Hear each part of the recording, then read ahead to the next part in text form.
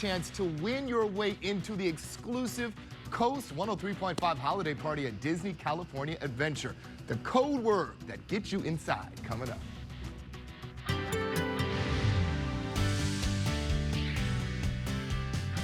All right, good morning, everybody. Live look outside. This is the Mount Wilson camera looking real good here. Plenty of sunshine. We are warm today. In fact, that might be an understatement. Extremely warm. We're looking at temperatures that are well into the 80s, even some 90s.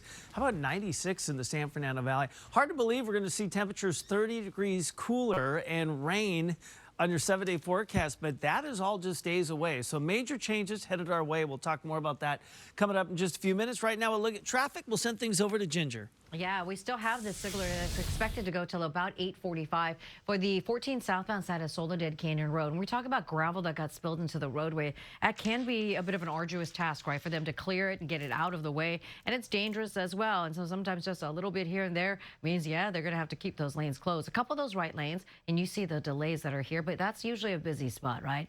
60 East at Archibald. So we have this wreck that involves maybe a semi. It looks to us like they need a tow unit to get to the scene to clear it. And that drive, already a kind of a tight squeeze going east of all things. And we had something east earlier that has since cleared, that 15 freeway. Looks like a pretty slow ride if you're planning to take you north and you're trying to get closer to that 10 split. We'll watch and keep our eyes on that one outstanding signaler. Some of that fog starting to dissipate, which is a relief. I'll send it over to you guys. The U.S. Senate expected to vote again, possibly as early as today, on a bill to end the government shutdown. A group of Senate Democrats broke ranks yesterday and voted with Republicans to fund the government through January.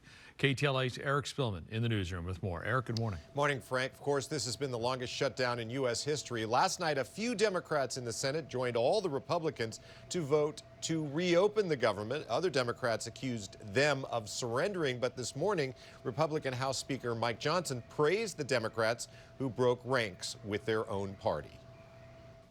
It's after 40 days of wandering in the wilderness and making the American people suffer needlessly, some Senate Democrats finally have stepped forward to end the pain.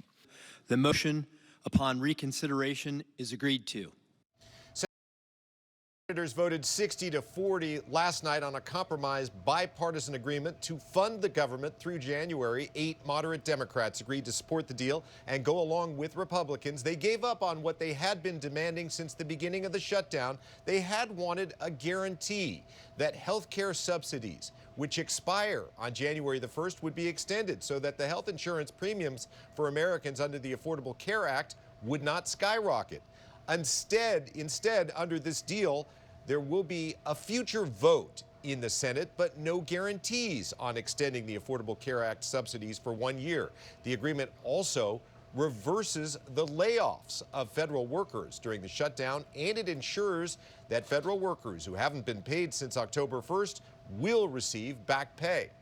Now, after the vote, the Democrats who agreed to the compromise explained their decision. They said they had wanted to hold out for the health care subsidies, but because of the shutdown, flights across the country are being canceled, food assistance is being threatened, and federal workers aren't getting paychecks. It was all just too much. How do you explain, though, to your constituents why it was worth it to put up this fight for so long when in the end you did not get your key demand? Because it wasn't working. It's been 6 weeks. There's been the Republicans made it clear they weren't going to discuss the health care issue, the Affordable Care Act tax credits, until the shutdown was over. However, many other Democrats are angry that the moderates in their party agreed to the deal. Senate Democratic leader Chuck Schumer said he's not going to vote for it, and Governor Gavin Newsom also indicated he thought Democrats should have kept on fighting. On social media, he called the compromise, quote, pathetic, and also said that America deserves better. Senator Bernie Sanders pointed out that just getting a vote in the Senate on the health care subsidies is pretty much a waste of time. As everybody here knows, that is a totally meaningless gesture. You can get 100 votes here in the Senate. Won't mean anything because the House is not going to take it up, and the President of the United States certainly will not sign it. Back to that tentative measure to reopen the government, which passed in the Senate last night. It still needs to be approved by both houses of Congress and signed by the president. This morning, Speaker Johnson urged members of the House to come back to Washington as soon as possible so that they can be there when it's time to vote. Jessica? All right, Eric, we thank you for that this morning. Breaking news now, a bus overturned along Highway 330 in the San Bernardino Mountains, injuring at least 20 people. The bus was carrying members of a Santa Ana church. KTLA's Jennifer McGraw live now in Santa Ana, where family members have gathered. Jennifer, good morning. Yeah, an incredibly scary situation for these young girls. Their bus overturned. They had to crawl out for safety. Some of them were seriously injured. I spoke with the priest this morning.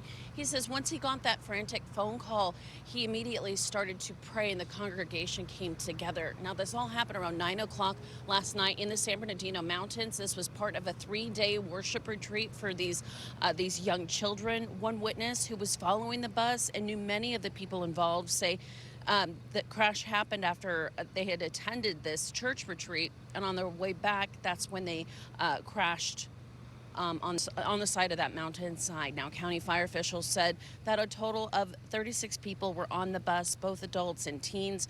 When it crashed, a total of 20 patients were taken to the hospital, including 3 with serious injuries. The bus itself sort of came to rest in part of a turnout on the road.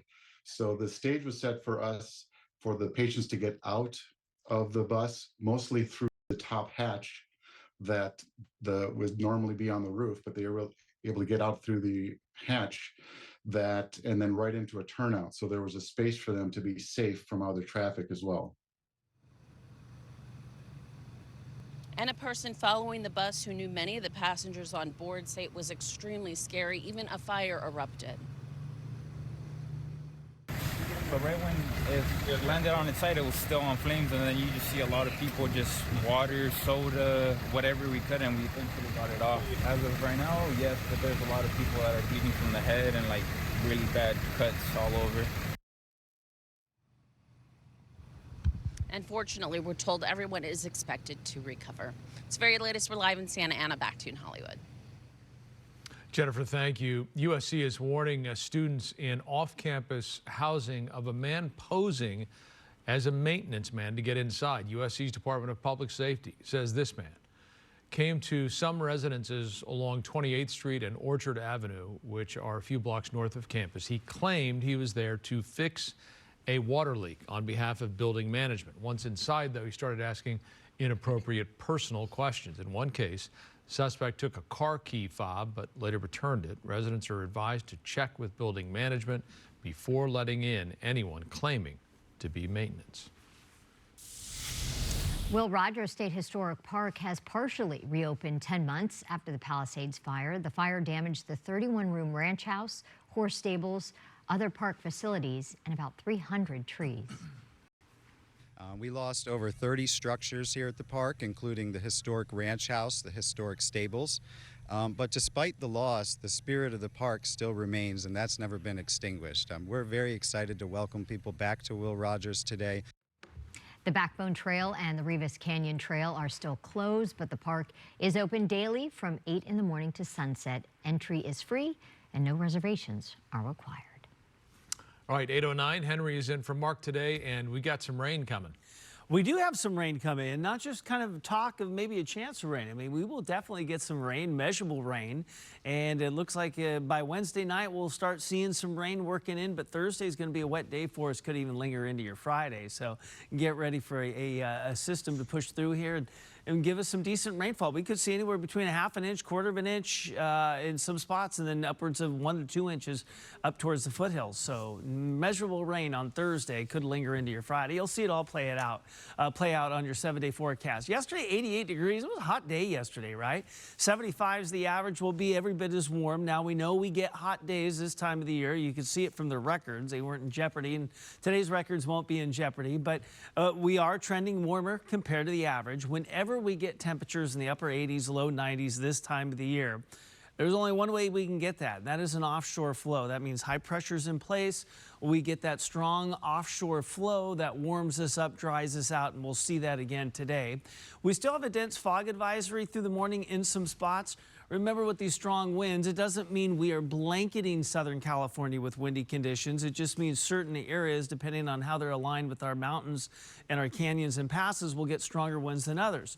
There are areas that don't get windy. We get almost this horseshoe effect where we kind of shade some areas from the stronger winds. And where that happens, down towards Long Beach, parts of Orange County earlier, we get fog development. Remember, in order to get fog, we need still conditions. We can't get fog with windy conditions because it's circulating the air. So that tells us we have some windy spots out there today, but we also have some areas where it's about heat and some fog development that will give way to sunshine and warm conditions today. Here's the storm system that rolls on through. Notice how it moves into Thursday. Instead of pushing up to the north, it just basically collapses. So we do get heavy rain to the north and in through central California. We'll do pretty good ourselves. We'll get anywhere between 1/4 of an inch to 1/2 inch. I think that's a really good baseline number for most of us. And then some outliers will get 1 inch to maybe 2 inches. That would be more towards the foothill areas where we get what we call orographic rain. That's very important. Not all storms are the same. Not all